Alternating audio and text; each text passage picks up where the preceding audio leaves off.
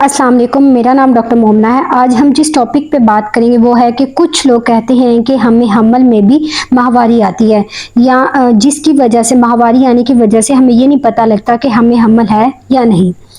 हमल में माहवारी कह लें या फिर हमल में ब्लीडिंग होती है, उसकी वजह क्या है और इसका इलाज क्या है, ये सब बातें हम आपको बताएंगे आज की इस वीडियो में। इस वीडियो को आपने एंड तक देखना है ताकि आपको पता चल सके कि हमल में माहवारी यानी ब्लीडिंग क्यों होती है और इसका इलाज क्या है। हमल में जब ब्लीडिंग होती है तो लोग उससे उस तरह से कंफ्यूज कर लेते हैं कि शायद हमें माहवारी आ गई है। तो आज की इस वीडियो में मैं आपको ये बात क्लियर करना चाहूँगी कि हमल में वो कौन सी कंडीशन ऐसी है जिसमें क्या होता है, पीरियड्स की डेट वाले दिन भी आपको ब्लीडिंग होती है या पीरियड से एक हफ्ता पहले भी आपको ब्लीडिंग होती है या फिर पीरियड गुजर जाने की या पीरियड्स की जो डेट होती है उसके कुछ दिन बाद भी आपको ब्लीडिंग होती है या पीरियड्स की डेज जो पीरियड की डेट थी, एग्जैक्ट डेट थी, वो मिस होने के बाद आपको कुछ एक हफ्ते बाद आपको पीरियड्स हुए हैं या स्पॉटिंग हुई है, तो आप ये कंफ्यूज कर जाते हैं उसको कि शायद हमें माहवारी आ गई है। तो ऐसे पेशेंट क्या कहते हैं, जब डॉक्टर पास आते हैं और कहते हैं कि हमारी जो माहवारी की डेट है ना वो डिस्टर्ब हो गई, हमें रेगुलर पीरियड्स नहीं आ रहे, हमारी या डेट से ऊपर हो गई, उसके बाद हमें या डेट हमारी गुजर गई थी, फिर हमें थोड़ी सी ब्लीडिंग हुई है, थोड़े से स्पॉट लगे हैं। तो क्या होता है कि ये सिर्फ इस वजह से आते हैं, आके ये हिस्ट्री देते हैं कि हमारे पीरियड्स इरेगुलर हो गए। लेकिन जब इनका अल्ट्रासाउंड किया जाता है तो उसमें देखा जाता है कि उनके अंदर प्रेगनेंसी मौजूद होती है जो कि बिल्कुल ठीक होती है। समटाइम्स कुछ पेशेंट में ये भी देखा गया कि उनका मिसकैरेज हो जाता है जिसकी वजह से उनको ब्लीडिंग हो जाती है, और बहुत से लेकिन ज़्यादा पेशेंट में यही देखा कि उनके अंदर बिल्कुल हेल्दी प्रेगनेंसी होती है, बच्चे की हार्ट बीट भी आ रही होती है, सब ठीक होता है, हमल बिल्कुल ठीक होता है अंदर।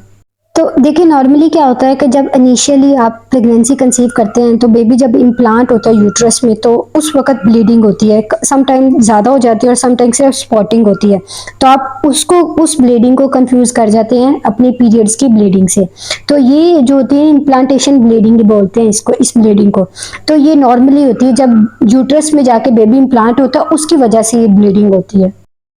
ये जो ब्लीडिंग होती है ना ये आपकी पीरियड्स की एक्चुअल डेट से पहले होती है।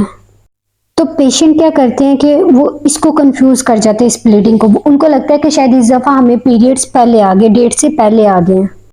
और कुछ लोगों को क्या होता है, जब उनके पीरियड्स की डेट होती है ना, एग्जैक्ट जो पीरियड्स के डेज होते हैं उनके, उसी डेट वाले दिन उनको ब्लीडिंग होती है। और कुछ लोगों को क्या होता है, उससे एक हफ्ता ऊपर हो जाता है एक्चुअल डेट से, तो फिर उनको स्पॉटिंग या ब्लीडिंग होती है।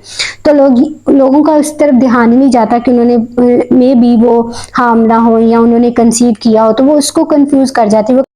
वो इस चीज को समझते ही नहीं है कि मे बी उन्होंने कंसीव कर लिया हो। तो ये बात ना स्पेशली उन लोगों के लिए खतरनाक होती है जो पहले से ही हामला होने के लिए कोई ट्रीटमेंट करवा रहे होते हैं, प्रेगनेंसी कंसीव करने के लिए कोई मेडिसिन ले रहे हो या उसका ट्रीटमेंट उनका चल रहा हो। ये बात उनके लिए ज्यादा खतरनाक साबित होती है।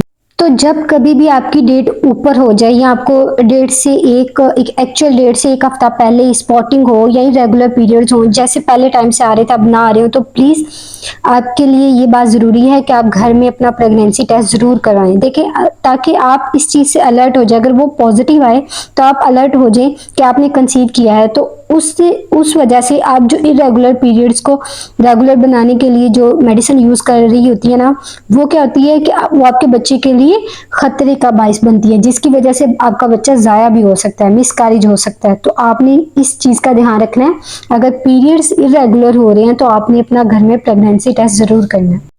फिर आ जाते कुछ वो लोग जिनको अपने फर्स्ट ट्राइमेस्टर में, मतलब प्रेगनेंसी के पहले 3 महीनों में through out the first trimester उनको ब्लीडिंग स्पॉटिंग होती रहती है। तो उनको भी पता नहीं लग पाता कि उन्होंने हमल कंसीव किया है कि नहीं, या वो प्रेग्नेंट है कि नहीं, क्योंकि वो इस चीज को उससे कंफ्यूज कर रही होती हैं कि मे बी उनके जो पीरियड्स हैं वो इरेगुलर हो गए, या उनको ऐसे लगता है शायद उनको हार्मोनल इम्बैलेंस हो गया जिसकी वजह से उनके पीरियड्स इरेगुलर हो गए। तो इस बात की मेक श्योर करना बहुत ज़्यादा ज़रूरी है कि अगर आपके पीरियड्स इरेगुलर हैं तो आप प्रेगनेंसी टेस्ट करके इस बात को श्योर करें कि आप प्रेग्नेंट हैं या नहीं।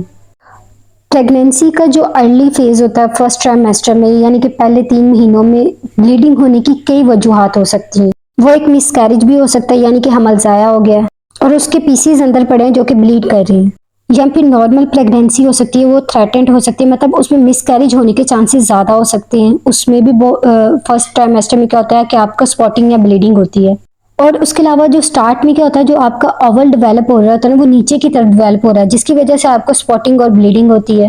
बाज़ औक़ात यूट्रस का मुंह कमज़ोर होता है, जिसकी वजह से आपको ब्लीडिंग, स्पॉटिंग होने के चांसेस बहुत ज़्यादा होते हैं। सबसे इम्पोर्टेंट बात वो ये है कि आपको इस बात की श्योरिटी, आपको इस बात को कंफर्म करना होगा कि आपने इस साइकिल में कंसीव किया है या नहीं। या फिर जो आपका साइकिल इरेगुलर हो गया, या आपकी माहवारी इरेगुलर हो गई है या डिस्टर्ब हो गई है, उसकी कहीं वजह, एक वजह हमल तो नहीं है, कहीं आपने कंसीव तो नहीं कर लिया, इस बात को आपने कंफर्म करना है।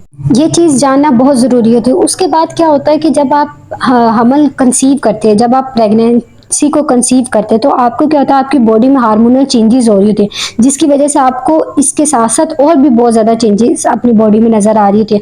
कुछ लोग होते हैं कि वो उसको फ़ौरन से पिक कर लेते हैं कि वो उन्होंने कंसीव कर लिया है या वो प्रेग्नेंट है, और कुछ लोग होते हैं वो इन अलामात को इग्नोर कर देते हैं और वो इस चीज़ को यही समझते हैं कि शायद उनके जो पीरियड्स हैं, उनका जो साइकिल है वो इरेगुलर हो गया। आपने क्या करना है, जैसे ही आपके पीरियड्स की डेट चेंज होती है या पीरियड्स का फ्लो चेंज होता है, तो आपने फ़ौरन अपने डॉक्टर से राब्ता करना है। उसके अलावा अगर आपको फर्स्ट ट्राइमेस्टर में बहुत ज़्यादा ब्लीडिंग हो रही है और आपको कंफर्म नहीं है कि आप प्रेग्नेंट हैं कि नहीं, एक तो आपने अपना टेस्ट करवाना है। अगर आपका टेस्ट पॉजिटिव आ रहा है लेकिन यूट्रस में हमल शो नहीं हो रहा, तो उस टाइम पे आपने एक टेस्ट होता है जिसे बीटा एचसीजी कहते हैं, वो आपने करवाना है। और अगर बीटा एचसीजी का लेवल एक सर्टेन लेवल से ऊपर आता है, ज़्यादा आता है, तो आपने फ़ौरन एक रेडियोलॉजिस्ट होते हैं जिनसे आपने अपना अल्ट्रासाउंड करवाना है, ये इंटरनल अल्ट्रासाउंड, वो ये कंफर्म करने के लिए कि कहीं प्रेगनेंसी आपको ट्यूब में तो नहीं हो गई।